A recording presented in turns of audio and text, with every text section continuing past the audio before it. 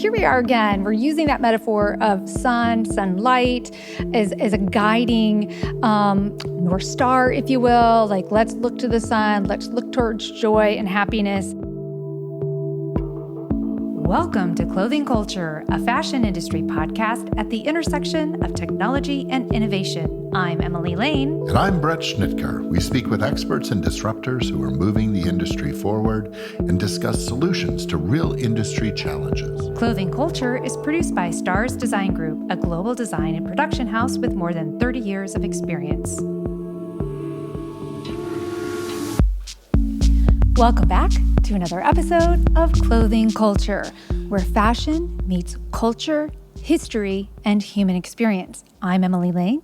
And I'm Bret Schnitker, and this week we're going to do a deeper dive into Paris Fashion Week, a week that seemed more or less like a spectacle and really more like a cultural reckoning. I totally agree. In our weekly drop of Clothing Brief, we recently covered highlights from Paris Fashion Week for Spring/Summer 2026.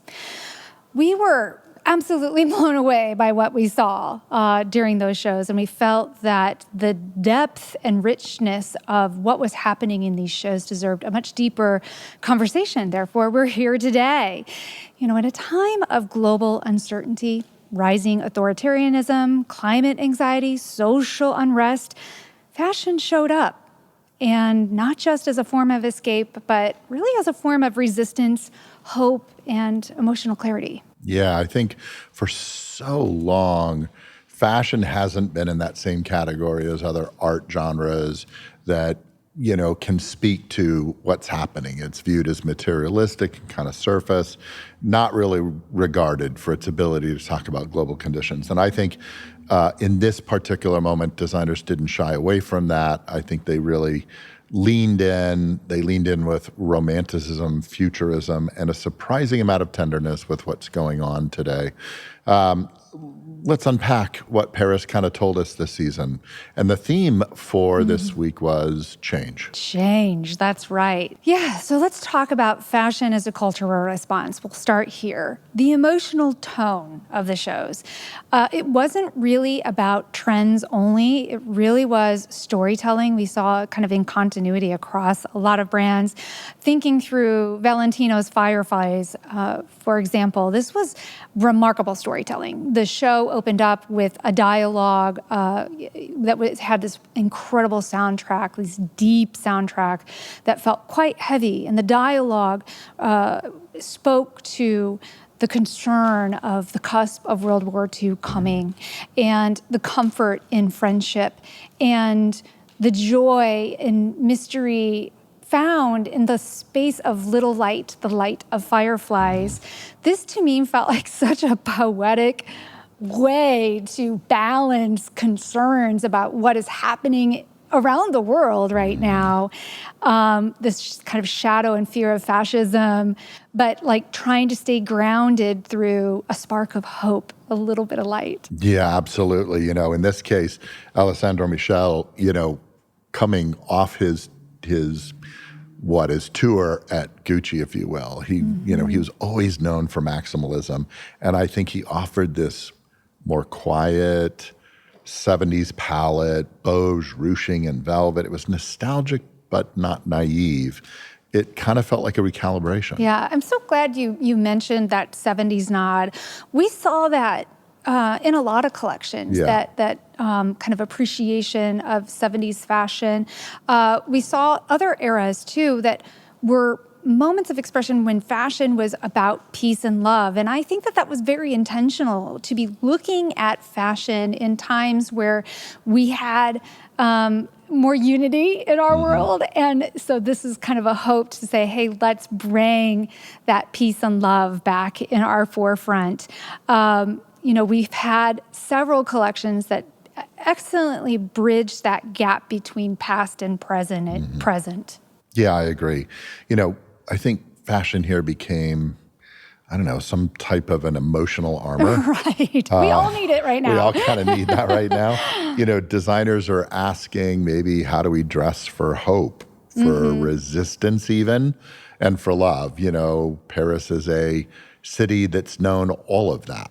right? Absolutely. And so it's the it's an city of light, the interesting, city of love. yeah, and City of Revolution at times, Right. right? Yes. Your favorite show, Les Mis. So yeah, there's all these things. Yeah, thinking about those thematic threads like we were just talking about with the 70s, another thread that we saw quite a bit of was romanticism. Dior leaned into the volume, pleating and lace and accentuating various curves of the body, bringing back some of those vintage silhouettes that, kind of speaks to that rebellion you're talking about.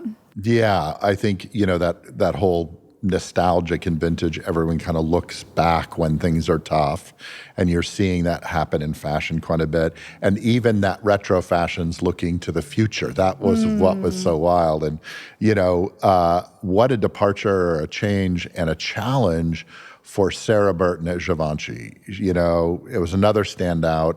I think her architectural clarity, those oversized angles, these balanced volumes of fabric, I think it brought drama, but also emotional finesse. When we think about her challenges moving from Givenchy or moving from Alexander McQueen to Givenchy, Givenchy is Parisian restraint, refinement, and McQueen is this dark romanticism and intellectual provocation. They both worship the craft, but one whispers and the other stages an opera. And it's an interesting note that even Alexander McQueen, he was a designer at Givenchy at one point. Yeah, And yes, so, that's right. That's kind of a Sarah neat Burton's kind of connection. following this kind of, path here. It's really fascinating.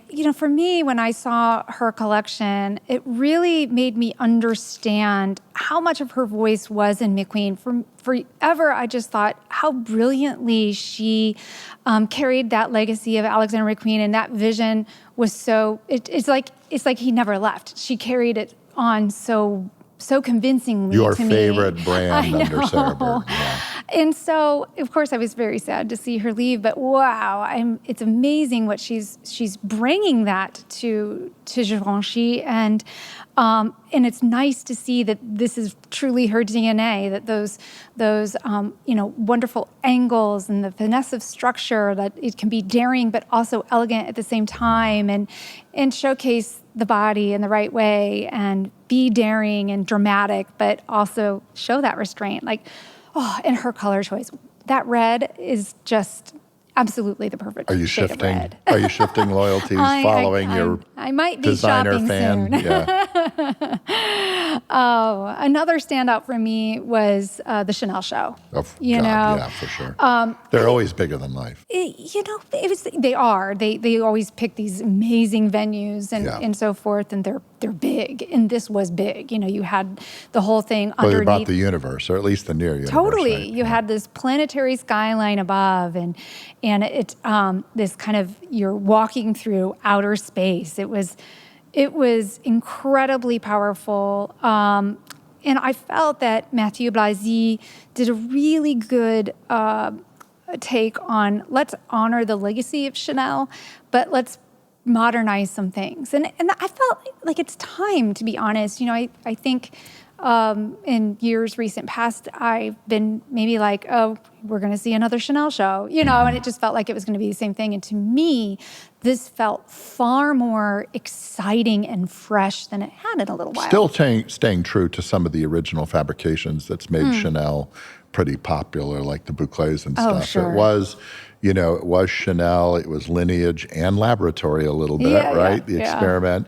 I think it was intellectual luxury with kind of a wink. It was nicely done. Yeah, I think Chanel, if she were here, would be extremely proud about what is showing on the runway this last round.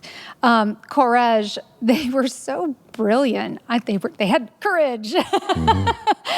Their theme was blinded by the sun, and here we are again. We're using that metaphor of sunlight as a guiding North Star, if you will. Like, let's look to the sun, let's look towards joy and happiness. And they even had some cheeky fun as their invitation. They sent out sunglasses, like, get ready to be blinded by what we're going to show you. It was, futuristic and minimalism at best. There was gender ambiguity, which is resonating more deeply with a lot of audiences. And again, And some not, right? Well, and we're that's the talking big, about the quiet revolution, Yeah, right? you're right. And so fashion is really stepping in to say, hey, look, we are moving this way. There might be people that are trying to prevent some of this, but it's not going to happen. So Yeah. let's celebrate it.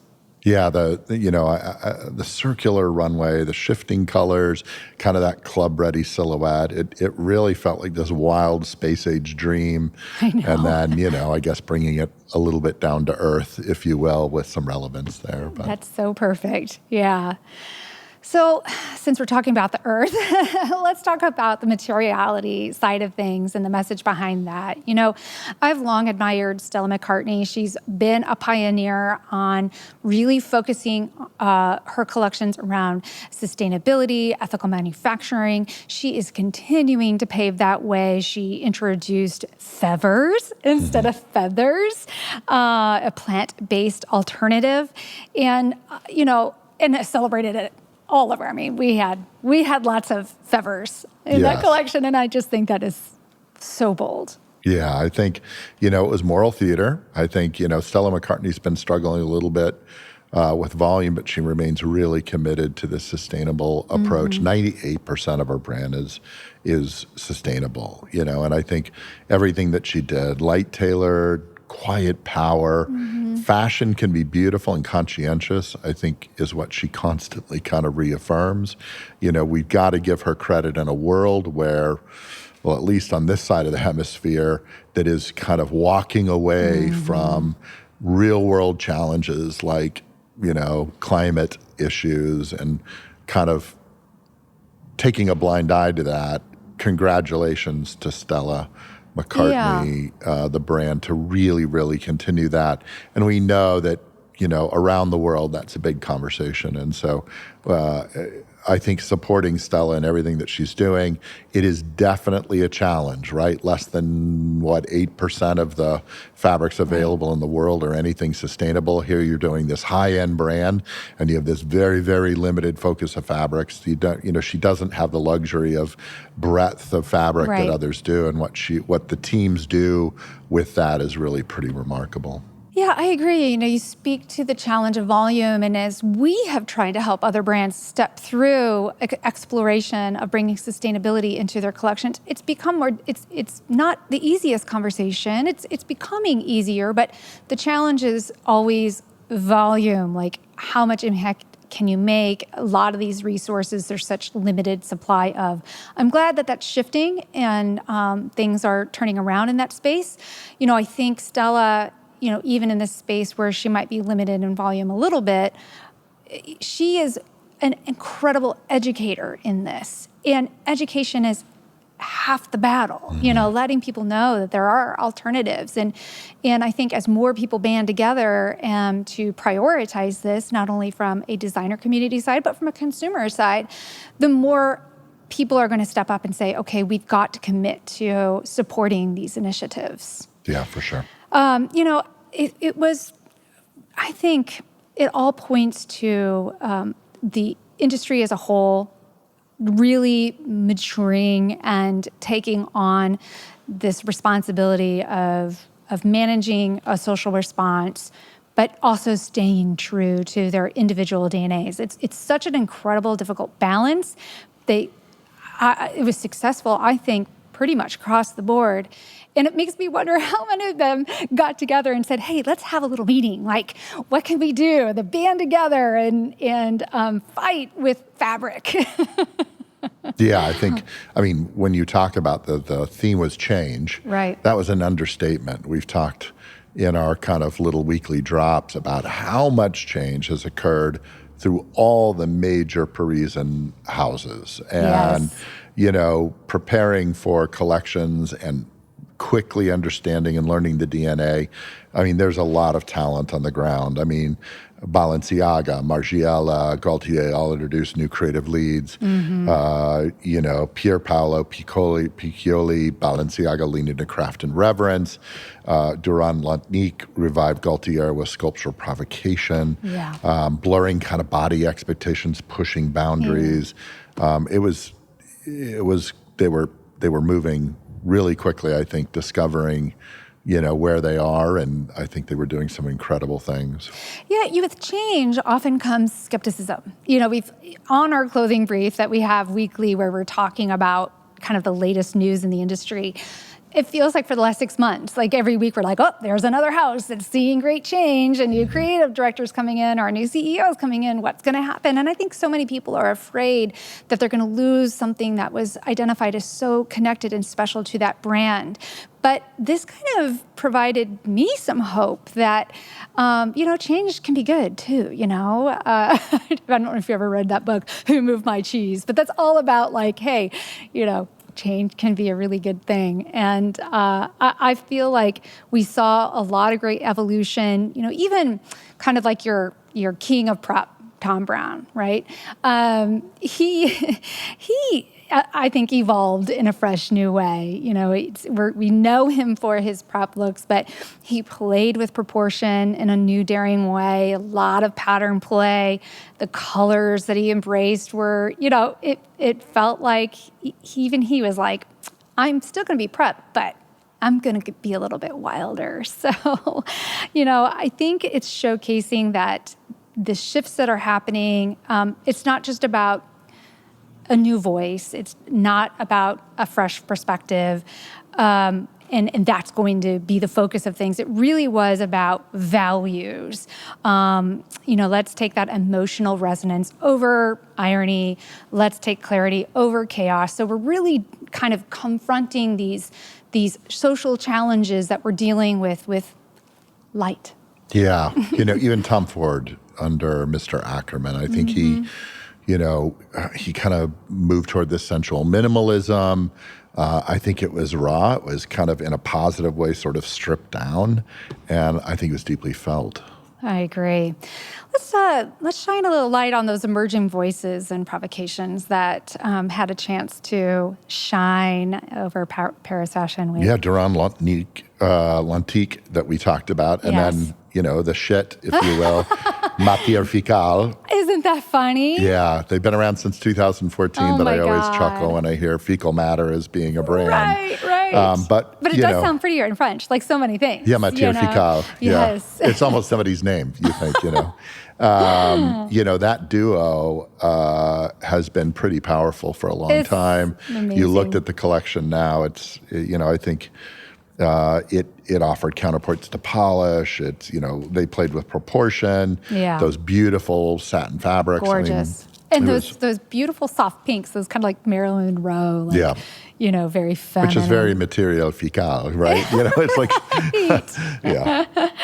Yeah, it was pretty fascinating. Sexuality was present, it wasn't performative. Courrèges, Miu Miu, Chanel again, they all explored these themes of sensuality with a little bit of a nuance. It truly was like sexuality with modesty, but still very feminine. Yeah. It was interesting because fashion for so long has had this kind of sexual connotation, right? And I think fashion kind of reclaimed more of the word intimacy this time, and intimacy as it related for connection, Right. not like The sexual bedroom. intimacy Yeah. shock. It was really, I don't know, the shows were moving to me. They were masterful storytelling, and I think here kind of art represented current cultural challenges, and I think they did it very, very well. Yeah, I'm so glad that you brought that up, that this was intimacy in conversation. I mean, because let's face it, if a lot of the world is united in concern right now, the way that positive change can happen is through conversation and having, safe formats like a fashion show, is certainly a wonderful way to open that door and show how many people have the same threads of thought. Yeah, agreed. So let's look at some reflections and takeaways from this amazing season. What did Paris tell us, Bret? Fashion's a mirror, right? Yeah. Like art is a mirror Yeah. in many cases. I think it reflects our fears, it reflects our hope, our longing for beauty, and specifically kind of meaning, trying to decipher that. Yeah. I think also we heard fashion isn't just for fashion's sake. It's not about more clothes. It's not about fast clothes. It's about being smarter with our decisions, having intention. It's about having a cultural dialogue and showcasing the social illustration that our fashion brings to the people. It was quite, I would say it was quite inspirational overall. And I think, after reading so much every day and just feeling really drugged down by that, yeah. In times of this kind of, I don't know, global darkness, if you will, there just seems to be this heaviness that's going on, that fashion can still provide light. And that's an emotion we all need. We need to take a break. We need to enjoy beauty and splendor and artisanal creativity. I think a reminder that in creativity, love and joy still matter. Yes. I think those things are really Community, important. it all matters. Yeah. I was able to take a breath, sort of. Yeah. In fact, I Okay, feel like that's interesting. Wow, that's beautiful. That's compelling. Yeah. Yeah. Yeah, it makes me feel like, it has a new purpose to me. And I really, a bravo to Paris Fashion Week, bravo to all that showed their collections and the brilliant execution of storytelling, and of course, the gorgeous collections that we saw walk. Thank you for joining us through this journey this week. I hope it sparked a little something new in you, whether it's a fresh perspective or a deeper appreciation for the power of design. Bret, do you have any final thoughts to share before we wrap this up? Follow us on socials. Hey, that's a good idea. We might have a few behind the scenes moments. My God, I hope not. I hope all those things are being edited out. Any upcoming episodes, we're always appreciative that we continue to grow our audience. Always keep asking, what does fashion say about us? Yeah, absolutely. I know it says it's time to wear another black shirt, but that's kind of the extent That's for me. right. Well, until next time, stay curious, stay coutoured, and don't forget to subscribe to stay apprised of upcoming conversations.